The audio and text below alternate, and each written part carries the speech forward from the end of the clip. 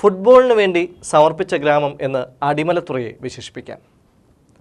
ദേശീയ ടീമിലും പ്രാദേശിക ടീമുകളിലുമായി നിറഞ്ഞു നിൽക്കുന്ന കളിക്കാരിൽ അടിമലത്തുറക്കാരുണ്ട്. അതുകൊണ്ട് തന്നെ അടിമലത്തുറയിൽ നടന്ന 26ാമത് ഫുട്ബോൾ ടൂർണമെൻറ്റ് ജനങ്ങളുടെ ഫുട്ബോൾ വിശ്വാസത്തെ വീണ്ടും ഊട്ടിയുറപ്പിച്ചു. ഒരു നിമിഷം ഞങ്ങളും ഫിഫ വേൾഡ് കപ്പ് വേദിയാണോ എന്ന് ചിന്തിക്കും വിധം മനോഹരമായ നിമിഷങ്ങൾ സമ്മാനിച്ചാണ് ജയ് ക്രൈസ്റ്റ് സ്പോർട്സ് ക്ലബിൻ്റെ നേതൃത്വത്തിൽ 26ാമത് ഫുട്ബോൾ ടൂർണമെൻറ്റ് സമാപിച്ചത്. കളിക്കാരുടെ മാർച്ച് പാസ്റ്റും അത്തരത്തിലായിരുന്നു. ഒരു വേൾഡ് കപ്പ് ഗെയിമിൻ്റെ അതേ അച്ചടക്കം. മൈ ഗെയിം ഫെയർ പ്ലേ എന്ന ബാനറും കയ്യിലേന്തി അടിമലത്തുറയിലെ ഭാവി വാഗ്ദാനങ്ങൾ. അവരെ ഒന്നിപ്പിക്കാൻ നാട്ടിലെ മുതിർന്ന ഫുട്ബോൾ താരങ്ങൾ. പിന്നെന്താണ് ഒരു പുതിയ താരത്തിന് വേണ്ടത്? അടിമലത്തുറയുടെ മണ്ണിലും മനസ്സിലും ഫുട്ബോളാണ്. സന്തോഷ് ട്രോഫിയിൽ കളിച്ച നിരവധി താരങ്ങളെയാണ് ഈ കടൽ തീരം സംഭാവന ചെയ്തിട്ടുള്ളത്. ക്ലബ് ഫുട്ബോളിൻ്റെ മനോഹാരിത പകരുന്ന സെവൻസാണ് അടിമലത്തുറയിലെ താരങ്ങൾ പയറ്റുന്നത്. ടൈറ്റാനിയം, KSCB തുടങ്ങിയ ടീമുകളിലെ പ്രധാന കളിക്കാരെല്ലാം അടിമലത്തുറ, പുല്ലുവിള ക്ലബ്ബുകളിലെ താരങ്ങളാണ്. അതുകൊണ്ട് തന്നെയാണ് ഈ പ്രദേശത്തിൻ്റെ ഓരോ ശ്വാസത്തിലും ഫുട്ബോൾ നിറഞ്ഞു നിൽക്കുന്നതും. കഴിഞ്ഞ 3 വർഷങ്ങൾക്ക് മുമ്പ് മണലിൽ 11s ആയിരുന്നു കളിച്ചിരുന്നത്. 3 വർഷമായി മൺതിട്ടയിൽ 7s ആണ് കളിക്കുന്നത്. നാഷണൽ ടീമിലേക്കും സന്തോഷ് ട്രോഫിയിലേക്കും താരങ്ങളെ എത്തിക്കുക എന്നത് തന്നെയാണ് ഇവരുടെ ആത്യന്തികമായ ലക്ഷ്യം. തീരദേശ മേഖലയിലെ ഏറ്റവും പ്രഗത്ഭരായ കളിക്കാരുള്ള ഒരു ക്ലബ്ബാണ് ജയ് ക്രൈസ്റ്റ് അടിമലത്തുറ. ഈ ക്ലബ്ബിൽ നിന്നും നിരവധി യൂണിവേഴ്സിറ്റി താരങ്ങളും സംസ്ഥാനതല താരങ്ങളും വളർന്നു വന്നിട്ടുണ്ട്. നിരവധി കേരള സന്തോഷ് ട്രോഫിക്ക് പുറമെ ഡൽഹി സന്തോഷ് ട്രോഫി ടീമിൽ വരെ പങ്കെടുത്ത കായിക താരങ്ങൾ ഈ ക്ലബിൻ്റെ കീഴിലുണ്ട്.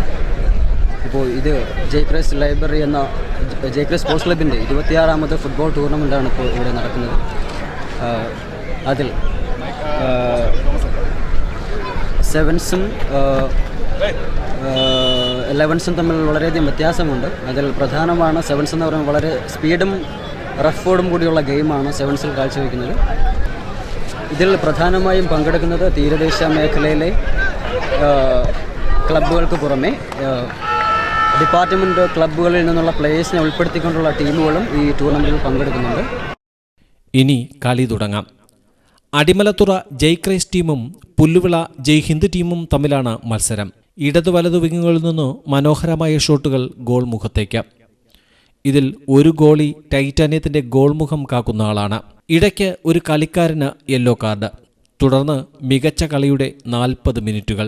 ഗോൾ രഹിത സമനിലയിൽ കളി അവസാനിപ്പിക്കുമ്പോൾ പെനാൽറ്റി. അവിടെയും സമനില. ഇരു ടീമുകളും സംയുക്ത ജേതാക്കളായി പ്രഖ്യാപിച്ചു. തുടർന്ന് ട്രോഫി നൽകണം എന്ന സാങ്കേതികത്വം മാത്രം. ടോസിലൂടെ ജയ് ക്രൈസ്റ്റിന് 26ാമത് ട്രോഫി. ജയ് ക്രൈസ്റ്റ് ക്ലബിൻ്റെ 26ാമത് ഫുട്ബോൾ മത്സരങ്ങളുടെ ട്രോഫി വിതരണം ചെയ്യാനെത്തിയതാകട്ടെ ഇന്ത്യൻ ടീമിലെ മുൻ താരവും SBTയുടെ നിലവിലെ കോച്ചുമായ VP ഷാജി. അതുകൊണ്ടുതന്നെ ഈ ടൂർണമെൻറ്റിൻ്റെ പ്രത്യേകതയും കുറച്ച് കണ്ടുകൂടാ.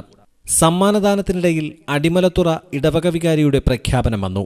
ഈ ടീമുകളിൽ നിന്ന് സന്തോഷ് ട്രോഫിക്ക് താരങ്ങളുണ്ടാവും. ഹർഷാരവത്തോടെയാണ് കാണികൾ അത് സ്വീകരിച്ചത്. നമുക്കും പ്രതീക്ഷിക്കാം ഇനിയും നിരവധി താരങ്ങളെ അടിമലത്തുറ, പുല്ലുവിള പ്രദേശങ്ങളിൽ നിന്ന്. ആഴ്ചവട്ടം, നെയ്യാറ്റിൻകര.